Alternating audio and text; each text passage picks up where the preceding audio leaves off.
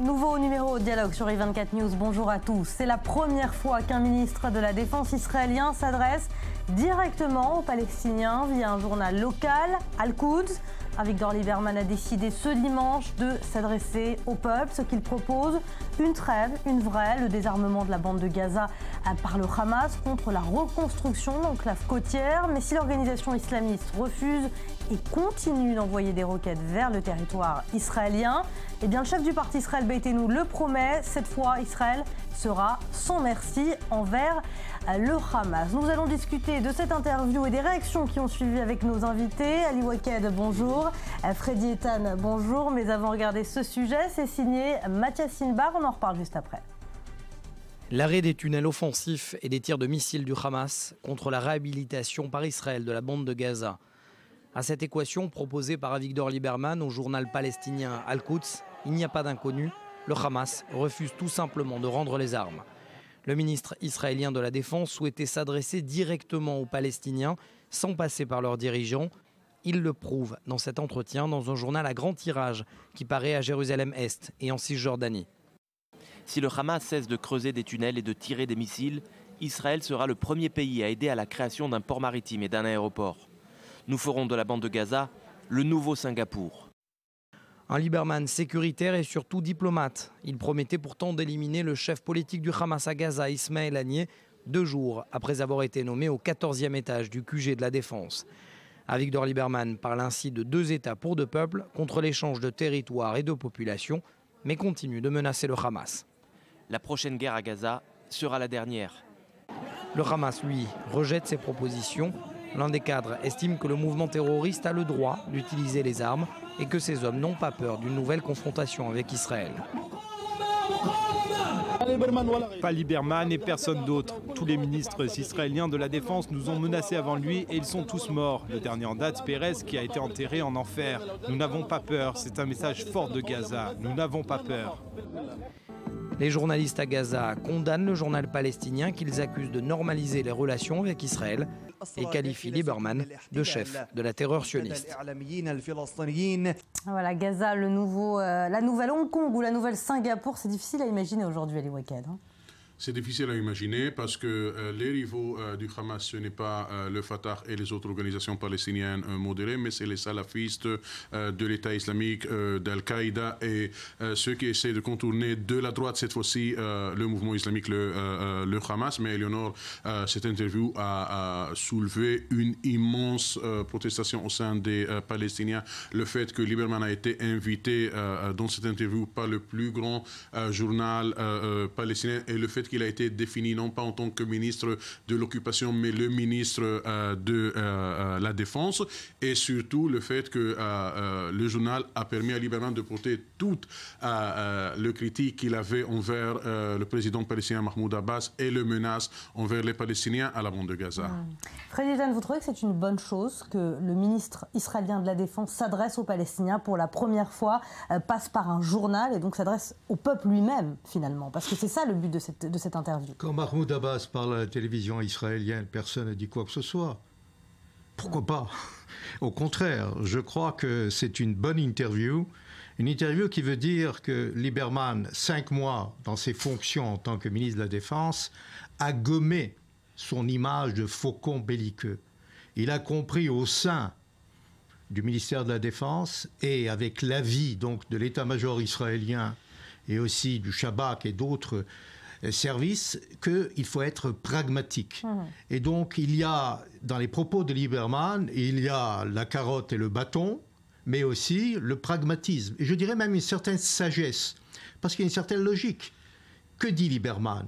Vous arrêtez de tirer des roquettes, vous arrêtez le terrorisme, les actes barbares, aveugles contre la population israélienne, eh bien nous sommes prêts à vous aider à reconstruire Gaza. Mais les faits qu'attendaient justement Lieberman et les Israéliens avec cette interview ne s'est pas réellement produit, c'est-à-dire que le Hamas accepte, ou en tout cas propose peut-être une suite de cette interview. Ce n'est pas ce qui s'est passé côté Hamas. On s'attendait à un refus du Hamas.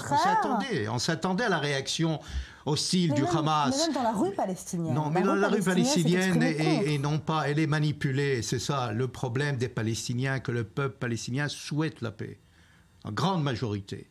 Il y a des dirigeants à la fois corrompus au sein du Hamas et à Ramallah aussi, et ils n'arrivent pas donc à faire avancer la locomotive de la paix. Il y a une contradiction, vous savez, nous sommes dans un havre de paix en Israël, et grâce, je dirais, grâce à cette politique de défense, cette politique de sécurité, il n'y a pas eu au sein des territoires cette lutte armée, cette lutte interne qu'on a connue dans les voisins avec le printemps arabe. Et les Palestiniens sont beaucoup plus sécurisés. Et la preuve, il n'y a aucun Palestinien qui est parti en tant que réfugié en Europe. Donc nous nous trouvons dans une situation qu'on peut reconstruire Gaza, on peut redonner confiance et espérance aux Palestiniens. Alors justement, j'aimerais qu'on revienne sur les réactions du côté palestinien. Vous le disiez il y a quelques instants, cette interview, elle a provoqué beaucoup de grabuge. Les Palestiniens en général sont plutôt mécontents du résultat de l'interview et d'avoir interviewé le ministre israélien de la Défense. Mais dans le Hamas, il y a plusieurs voix quand même qui se font entendre. Est-ce qu'il n'y a pas une partie des dirigeants de la bande de Gaza qui serait tentée justement vers un arrêt des violences et peut-être la reconstruction de la bande Lieberman le sait très bien. Le Hamas, à l'heure actuelle, au moins, c'est un élément catalyseur, c'est un élément qui tranquillise la bande de Gaza. Les Israéliens sont bien au courant des dizaines des arrestations que fait le Hamas tous les jours à la bande de Gaza pour essayer d'arrêter le tir de roquettes. Le Hamas ne devient pas un mouvement sioniste. Le Hamas, il se prépare au nouveau round contre l'armée israélienne, mais il veut choisir le bon timing de son côté de ce round. Ce timing peut avoir lieu dans quelques mois, mais ce timing, selon le cheikh Ahmad Yassine du Hamas, peut avoir lieu aussi dans 50 ans. Donc ça ne va rien changer cette interview finalement, ça ne va pas apaiser les esprits. Cette interview, elle manquait de toute promesse de nouveaux horizons à la jeunesse palestinienne. C'était le temps. C'était un ton paternaliste. Moi, l'occupant israélien, je vous donne les consignes. Si vous ne comportez pas selon ces consignes, on va vous écraser. C'était la seule menace. Les carottes dont vient de parler M. Eitan n'étaient pas présents dans cette interview. C'était sous forme plutôt d'os jeté aux chiens occupés. Comment Avigdor Lieberman aurait pu s'adresser à la jeunesse palestinienne d'une façon plus convaincante? Moi, je pense que Avigdor Lieberman pouvait dire si vous négligez la voie de la violence, il peut y avoir 1, 2, 3, 4. Le problème, c'est que le 1, 2, 3, 4 israélien ne rencontre pas le minimum exigé par les Palestiniens, et c'est les territoires de 1967 avec Jérusalem-Est comme capitale. Oui, mais la bande de Gaza a été... Vous savez, les Israéliens ne sont plus dans la bande de Gaza, et ça, il faut comprendre.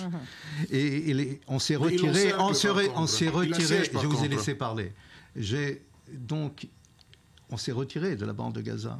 La bande de Gaza est une entité séparée. Les Palestiniens sont dirigés par 2 têtes, 2 frères ennemis. Et Mahmoud Abbas est persona non grata aussi dans la bande de Gaza. Alors ce que nous souhaitons, c'est que, effectivement, pourquoi vous pensez que Lieberman n'est pas sincère dans la reconstruction de Gaza? Il n'y a pas de patronage, là, au contraire, nous sommes voisins. Et donc, quand on est voisins, les Égyptiens aussi, les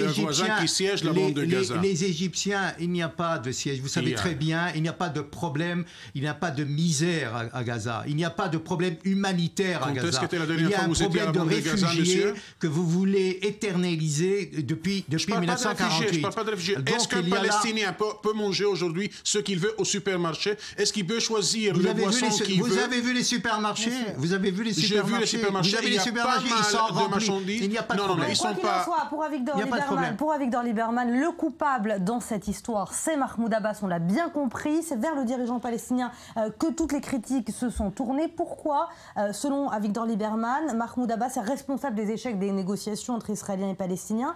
Pourquoi s'en prendre à Avigdor Lieberman? Entre les lignes, on pouvait voir le désaccord entre M. Lieberman et le chef de l'état-major et même les chefs de services de sécurité israéliens qui, eux, pensent que M. Abbas est un élément stabilisateur. Les chefs de services de sécurité sont des éléments stabilisateurs, alors que M. Lieberman, lui, prend pour une autre direction palestinienne. Sans le prononcer, il veut voir M. Dahlan comme le partenaire palestinien, qui est l'adversaire principal de Mahmoud Abbas. Et selon des reports reportages israéliens et non israéliens des proches de M. Lieberman avec les proches de M. Dahlan font des affaires avec un certain Autrichien, Martin Schlaff.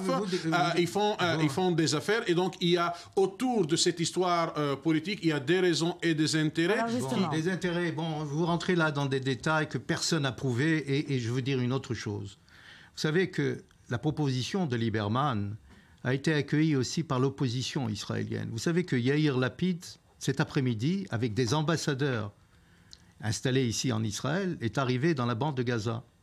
Et il a proposé effectivement le même scénario que Lieberman. Donc l'opposition est d'accord avec Lieberman. Il y a un consensus en Israël et c'est très important de le dire. Il faudrait avoir un consensus. Il faudrait avoir un consensus au sein des Palestiniens entre le Fatah et le Hamas. Alors on va justement voir que le Fatah craint que ces déclarations augurent d'une volonté de la part d'Israël de faire capoter la conférence du parti du Fatah qui doit accueillir 1500 personnes et dont une centaine devrait arriver en provenance de la bande de Gaza, mais aussi du Liban. Voilà, c'est une conférence extrêmement importante pour Mahmoud Abbas. Si Israël refusait de laisser passer ces gens en provenance de Gaza ou du Liban, ce serait un coup dur pour Mahmoud Abbas, justement. Parce que Mahmoud Abbas, qui est critiqué d'être sans légitimité du fait que les dernières élections présidentielles ont eu lieu en 2005 au sein de l'autorité palestinienne, et même qu'en 2011, il y a eu les dernières, ou plutôt en 2010, le dernier congrès du Fatah qui a choisi la direction du mouvement. Sans cesse repoussé, sans cesse annulé. Parce que Mahmoud Abbas a essayé d'arriver à cette conférence, à ce congrès du parti, quand lui, il est sans adversaire et tous les proches de M. Dahlan ont été soit renvoyés, chassés du parti, soit exilés, soit mis en prison sous différents prétextes. Et Mahmoud Abbas juge le moment convenant pour réunir le congrès. Maintenant, encore une fois, quand M. Dahlan il est contre ce congrès, est-ce que le ministre de la Défense, dirigé par M. Lieberman, vont laisser les Palestiniens rentrer de la bande de Gaza en Cisjordanie? Est-ce que c'est pas dans l'intérêt d'Israël, M. Eitan, de laisser ce congrès se faire et qu'il y ait aujourd'hui ou demain un dirigeant en tout cas un dirigeant avec qui Israël peut parler, et c'est seulement à l'issue d'une conférence comme ça qu'on pourra décider qui peut diriger la Cisjordanie. C'est un faux débat, parce que Mahmoud Abbas a aujourd'hui 80 ans et souhaite nommer ses proches. Et c'est ça le problème dans ce congrès-là. Il n'y a pas de questions. Et puis s'il y a des querelles au sein même de la direction palestinienne, ce n'est pas notre affaire. Nous ne voulons pas intervenir dans les affaires intérieures. Eh bien, évidemment, il y a un certain... Mais Mahmoud Abbas ne souhaite pas laisser les autres adversaires. Il les écarte. Et il souhaite, parce que garder et sauvegarder les biens familiaux. Il faut le rappeler, Mahmoud Abbas est riche. Mahmoud Abbas a 2 fils. Et il veut garder ses intérêts au sein même des Palestiniens. Et il reporte à chaque fois les élections, qu'elles soient présidentielles ou qu'elles soient effectivement municipales. Et dans ce contexte-là, Mahmoud Abbas rate à chaque fois les rendez-vous de l'histoire. Quand Lieberman propose de reconstruire et devenir donc la bande de Gaza à Singapour, on dit non. Mais c'est incroyable. Et soucieux de l'image de la société palestinienne et de la démocratie palestinienne, M. Lieberman sera très sélectif en permettant et ne pas permettant certains membres de rentrer de la bande de Gaza en Cisjordanie ou de la Jordanie en Cisjordanie ou du Liban en Cisjordanie. Vous avez dit vous-même que Mahmoud Abbas est un pragmatique, n'est-ce pas? Vous l'avez dit il y a plusieurs reprises que vous dites qu'il est un pragmatique. Il est super pragmatique. Sur le niveau partisanal, c'est un dictateur. Sur le niveau partisan, c'est un dictateur. Vous dites au sein du Fatah, c'est un dictateur qui veut une Fatah qui préserver ses intérêts. Absolument. Il veut préserver. Il veut un parti politique sans opposition, Et je crains que M. Lieberman, qui veut contribuer à l'affaiblissement de M. Mahmoud Abbas pour ses intérêts et pour ses raisons, va contribuer au fait que ça va être un congrès qui n'est pas complet. Le forum du congrès ne sera pas complet. Vous parlez de congrès comme si c'était une instance démocratique. Il n'y a aucune démocratie chez vous. Au sein des Palestiniens, vous le savez très bien. Il y a une corruption de partout. Là, vous avez lancé une liste de défense par rapport à M. Lieberman. Vous savez, M. Lieberman, il a besoin encore de 100 ans pour être démocrate, comme l'était le dernier congrès du Fatah. Le dernier dirigeant en Occident qui nomme encore des marionnettes. Alors on ne peut pas, vous savez, le Fatah est beaucoup plus démocratique que l'Israël. Vous le savez très bien. Il n'y a pas de marionnettes au sein du Fatah. Freddy Eitan, Ali Waked, en un mot, parce qu'on va devoir terminer, est-ce que Mahmoud Ahlan pourrait être une alternative aujourd'hui réelle à Mahmoud Abbas en Cisjordanie? Non, pour des considérations interpalestiniennes, il est de la bande de Gaza, alors que la majorité des Palestiniens ne sont pas à la bande de Gaza, sont soit en Cisjordanie, soit à l'extérieur du territoire. Merci beaucoup Ali Waked et Freddy Eitan pour ce débat animé. C'est la fin de cette émission. Rendez-vous la semaine prochaine, même heure, même endroit, sur i24 News. En attendant, excellente semaine à tous.